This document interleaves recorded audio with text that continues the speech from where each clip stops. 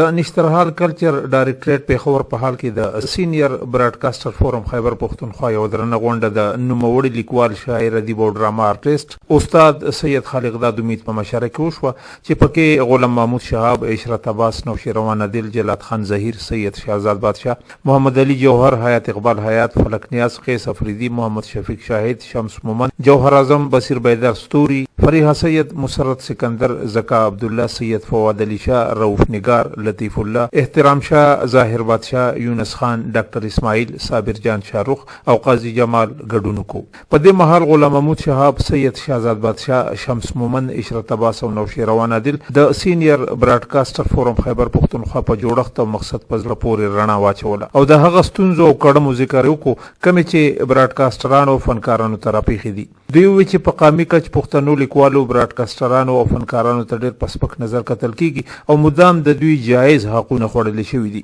د دې تنظیم د جوړښت او فعال کولو مقصد هم دا دی چې نور به د براډکاسټرانو او فنکارانو حقونه غوښتي نه بلکې اخیستلی شي. په دې مهال په قراردادونو کې د پاکستان براډکاسټینګ کارپوریشن ډي جي نه غوښتنه وشوه چې زر تر زر د په ریډیو د پښتو ټول بند شوي پروګرامونه بیا شروع کړي شي. د ټولو براډکاسټرانو معاوضه د کم از کم 3000 روپۍ مقرر کړي شي او هغه ټول بیروزګار کسان کم چې په ریډیو کې په څه نه څه معاوضه نوکرانو او ویستلی شوي دي ټول دې بیا بحال کړي شي. وروسته یوه 15 تنې عبوري نګراني کابینه جوړه شوه چې پکې غلام محمود شهاب، نوشیروان عادل، سید شهزاد بادشاه، حیات اقبال حیات او محمد علي جوهر شامل دي. عبوري کابینه به د نورو ضروري خبرونو علاوه د تنظیم ممبر سازي کوي، عین او دستور به جوړي او د روجې نه وروسته به بیا یو اهمه غونډه را جوړي چې پکې به د تنظیم عهدهداران د انتخاب په ذریعه په جمهوري توګه ټاکلی شي. څوک چې به د 2 کالو دپاره وي او هر 2 کاله پس به د الیکشن کمیشن په نګرانۍ کې نوي عهدهداران غوره کولی شي. نوشیروان عادل، ملکن ټي وي، کلچر ډایریکټریټ، نشترحال پیښور.